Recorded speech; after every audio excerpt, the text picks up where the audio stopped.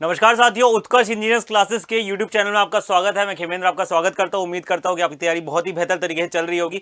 तो आज की इस वीडियो में आप लोगों के लिए खास नोटिफिकेशन लेकर मैं आ चुका हूं दोस्तों। तो एसएससी जेई फेज 12, जी हाँ दोस्तों, एसएससी के अंतर्गत भी जिन इंजीनियर्स की रिक्वायरमेंट होती है, जो जूनियर इंजीनियर्स की रिक्वायरमेंट होती है, उस पोस्ट को भरने के लिए एग्जामिनेशन कराया जाता है। तो उसमें क्या क्या एलिजिबिलिटी है और किस तरीके से आपका नोटिफिकेशन आया है, उसको हम यहाँ पे डिस्कस करने वाले हैं। तो देखो दोस्तों, स्टार्ट करते हैं। सबसे पहले ये एसएससी की वेबसाइट पे, जो नई वेबसाइट है ssc.gov.in, उस वेबसाइट पे आपका ये नोटिफिकेशन ऑलरेडी प्रकाशित हो चुका है आई थिंक। और यहाँ पर लिखा हुआ है date of submission of online application form दे रखा है 26/2/2024 से लेके, और इसकी लास्ट डेट रहने वाली है 18/3/2024 की। तो 18/3 से पहले पहले आप लोगों को इसके फॉर्म को जरूर फिल कर देना है, इस बात का ध्यान रखेंगे। तो ये बहुत ही लंबा चौड़ा डॉक्यूमेंट आपके पास आया है। वैकेंसी के बारे में बताया गया है, एलिजिबिलिटी के बारे में बताया गया है। इधर इंपॉर्टेंट चीज ये है, आप अपने काम की वैकेंसी को पॉइंट आउट कर ले। तो इसको मैं नीचे लेके चलता हूं और यहाँ पे आपको बताता हूं क्या क्या वैकेंसी है। तो यहाँ पे दे रखा है डिटेल डिस्क्रिप्शन ऑफ पोस्ट, आपको एनेक्जर 3। अब एसएससी की वेबसाइट में जाकर ही आप यहाँ पे कैंडिडेट सेक्शन में डैशबोर्ड लेटेस्ट नोटिफिकेशन में एनेक्जर 3 पे जाके इसको पॉइंट आउट कर सकते हैं, और वहां पे आपको इसकी पूरी इंफॉर्मेशन मिल जाने वाली है दोस्तों। आगे चलते हैं। इसी एग्जामिनेशन की रिगार्डिंग बहुत सारी चीजें हैं जो कि यहाँ पे आप पढ़ सकते हैं, किस किस स्टूडेंट्स को फायदा होगा। तो यहाँ पे अलग अलग एनेक्जर्स दे रखे हैं, तो आप इसको वेबसाइट पे जाके देख लीजिएगा क्या क्या इंफॉर्मेशन यहाँ पर दी हुई है। हम चलते हैं काम की बात पे, जो कि लास्ट डेट यहाँ पे मुझे बता रहा है 18/3/2024, 18 मार्च लास्ट डेट रहेगी इसके फॉर्म को फिल करने की। आगे चलते हैं दोस्तों। नीचे की तरफ हम लोग यहाँ पे चल रहे हैं। तो यहाँ पे पीडब्ल्यूडी कैंडिडेट, डिसेबिलिटी वगैरह के लिए काफ़ी सारी अलग अलग चीज़ें हैं। यस, एंड जो एज की लिमिट जो होती है, एज लिमिट आपकी जो उसकी भी डेट दे रखी है 1/1/2024। तो 1/1/2024 तक आपकी एज 18 से 27 के बीच में आपकी एज रहनी चाहिए। 18 ईयर्स से 27 ईयर्स के बीच में आपकी एज होनी चाहिए, और आपको रिलैक्सेशन मिल जाएगा अगर आप किसी पर्टिकुलर कैटेगरी के अंदर बिलोंग करते हैं। तो अलग अलग पोस्ट के लिए अलग अलग एज कैटेगरी यहाँ पर प्रोवाइडेड है।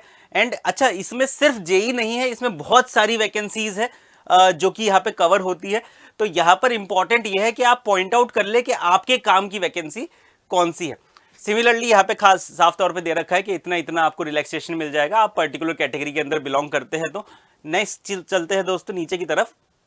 ये पूरा का पूरा नोटिफिकेशन आप अपनी ssc.gov.in वेबसाइट के ऊपर जाकर आप लोग फाइंड आउट कर सकते हैं। वहां पर ये पूरी चीज आपको मिल जाएगी। किस तरीके से अप्लाई करना है, तो यार सिंपल सी बात है, आप लोगों को ssc.gov.in के अंदर जाकर OTR करना पड़ेगा, वन टाइम रजिस्ट्रेशन करना पड़ेगा। उसके बाद आप लोगों को इसके फॉर्म को फिल करने की अवेलेबिलिटी आ जाएगी। एप्लीकेशन फीस कितनी है? 100 रुपीज की यहाँ पे एप्लीकेशन फीस आपको दिख रही है। वुमेन कैंडिडेट्स के लिए, SC/ST स्टूडेंट्स के लिए किसी प्रकार की फीस यहाँ पर नहीं है, ठीक है ना।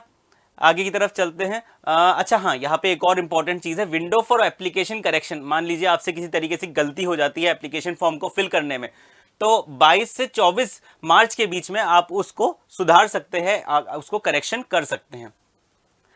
नीचे की तरफ चलते हैं। हाँ, ये बहुत इंपॉर्टेंट है कि सेंटर ऑफ एग्जामिनेशन कहाँ पर है। तो यहाँ पे साफ तौर पे दिया गया है कि बिहार रीजन के लिए सेंटर ऑफ एग्जामिनेशन ये है। ये अलग अलग आपको स्टेट्स दे रखे हैं जहाँ जहाँ पे आपके एग्जामिनेशन होने वाले हैं। तो आई थिंक एसएससी का एग्जाम है तो पूरी इंडिया को ही ये कवर कर रहा है।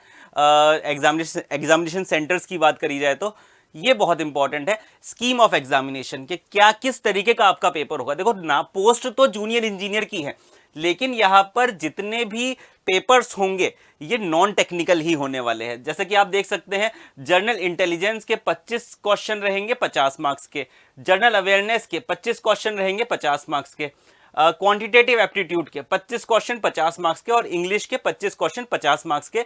There will be negative marking of 0.5 marks for each wrong answer. मतलब 0.5 मार्क्स का मतलब 1/4। ओके, तो टोटल मार्क्स आपको मिल रहे थे 1 के 2, और 1/4 आपका नेगेटिव मार्किंग यहाँ पे रहने वाला है। आगे की तरफ चलते हैं दोस्तों। इंडिकेटिव सिलेबस यहाँ पे आपको दे रखा है, इसको आप खास तौर पे अच्छे से पढ़ लीजिएगा कि क्या क्या इंडिकेटिव आपका सिलेबस है, अलग अलग लेवल्स के लिए यहाँ पे दे रखा है। अच्छा, इसमें टेक्निकल एसएससी जेई की पोस्ट है, जूनियर इंजीनियर की पोस्ट है, ये टेक्निकल एग्जामिनेशन नहीं होगा, यही बहुत इंपॉर्टेंट बात है यहाँ पर। आगे की तरफ चलते हैं, एडमिशन नीचे की तरफ यहाँ पर टोटल नंबर ऑफ वैकेंसीज आ जाएगी, जहां पर हम ये बता पाएंगे कि कौन कौन से डिपार्टमेंट में कितनी ज्यादा वैकेंसीज यहाँ पर है। ठीक है दोस्तों, बिल्कुल। नेक्स्ट, अच्छा, ये पूरी की पूरी इंफॉर्मेशन आपको वेबसाइट के ऊपर अवेलेबल हो जाएगी, तो कोई इसमें परेशानी की बात नहीं है। तो देखो यार, एक एक करके मैं वैकेंसी की बात करता हूँ। तो सबसे पहले यहाँ पे देख रहे हैं हम junior engineer central board water board Faridabad में एक टोटल नंबर ऑफ वैकेंसी 3 है। नीचे की तरफ एक और चलते हैं, यहाँ पर अगेन न्यू दिल्ली के अंदर वैकेंसी है जूनियर इंजीनियर कम्युनिकेशन की, यहाँ पर एक वैकेंसी है। नीचे की तरफ यहाँ पर और चलते हैं तो ये सुपरवाइजर इन इंजीनियरिंग की पोस्ट है, टोटल नंबर ऑफ वैकेंसीज 3। नीचे की तरफ total number of vacancies 4, again supervisor engineering की यहाँ पे पोस्ट है। अच्छा, ये बहुत अच्छा कॉलम आ गया। तो यहाँ पे अलग अलग दिल्ली के डिपार्टमेंट्स हैं, अलग अलग डिपार्टमेंट्स में जूनियर इंजीनियर क्वालिटी अश्योरेंस की पोस्ट है 28, 10, 3 और 7, ये अलग अलग पोस्ट आप यहाँ पे देख पा रहे हैं। नीचे की तरफ भी ये अलग अलग पोस्ट है 24, 1, 4, 1, छोटे छोटे डिपार्टमेंट्स के अंदर अलग अलग जूनियर इंजीनियर की पोस्ट यहाँ पर भरने को है। अच्छा, इसकी एलिजिबिलिटी आप देख सकते हैं, यहाँ पर भी खैर 13 पोस्ट है, 8 पोस्ट है, 1 पोस्ट है, ये अलग अलग पोस्ट आप लोग को देखने को यहाँ पे मिल रही है। यहाँ पे 4 पोस्ट है। तो इस तरीके से आप लोग इस पूरे के पूरे नोटिफिकेशन को जाके एसएससी की वेबसाइट पे जाकर इसको देख सकते हैं, टोटल नंबर ऑफ पोस्ट के बारे में पता चल जाएगा। अच्छा, किस किस पोस्ट के लिए कौन कौन एलिजिबल है, ये बहुत इंपॉर्टेंट पॉइंट है जी। किस किस पोस्ट के लिए कौन कौन एलिजिबल है, ये आप वेबसाइट के अंदर ही एक कोड होगा, तो पोस्ट कोड के हिसाब से वो चीज डिफाइंड है कि यार इस पोस्ट कोड के लिए इलेक्ट्रिकल वाले एलिजिबल है और इस पोस्ट कोड के लिए मैकेनिकल वाले या सिविल वाले एलिजिबल है। तो वो आप वेबसाइट के अंदर जाके देखेंगे तो आपको चीज पता चल जाएगी। इस नोटिफिकेशन में वो सीधा नहीं दे रखा है, ऐसा नहीं लिखा हुआ कि यार ये इलेक्ट्रॉनिक्स वाला है। अच्छा, यहाँ पे चलो लिख दिया टेलीकम्युनिकेशन वाला, इलेक्ट्रॉनिक्स वाला, पर सिविल और इलेक्ट्रिकल में इन्होंने बाइफर्केशन नहीं दिया हुआ है। ठीक है ना बेटा।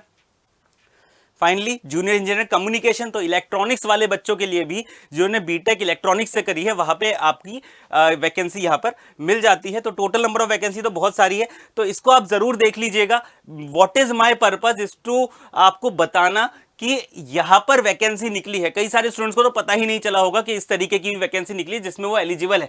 कई सारे स्टूडेंट ऐसे हैं जिनका नॉन टेक बहुत स्ट्रांग है और वो नॉन टेक में काफी अच्छा कर लेते हैं, बीटेक की डिग्री करी हुई है, तो उनके लिए तो एक गोल्डन अपॉर्चुनिटी है। क्योंकि अगर आप यहां से जॉब सिक्योर कर सकते हो और बहुत ही अच्छे अच्छे डिपार्टमेंट्स में ये आपको जॉब प्रोवाइड करा रहा है। पे स्केल की बात करूं तो जितना एसएससी जेई क्लियर करने के बाद आपको जो पैकेज मिलता है उतना ही पैकेज यहां पर भी आपको मिल जाएगा। इवन अगर दिल्ली में पोस्टेड है तो एचआरए 27% एक्स्ट्रा और मिल जाएगा। तो इस बात का जरूर ध्यान रखना और एक बार जरूर बस इस नोटिफिकेशन को जाके देख लेना। और अगर आप एलिजिबल हैं तो मैं तो कहता हूं आपको जरूर इस फॉर्म को भरना चाहिए। इसी तरीके के खास वीडियोस के लिए जुड़े रहिए उत्कर्ष इंजीनियर्स क्लासेस के यूट्यूब चैनल के साथ। धन्यवाद।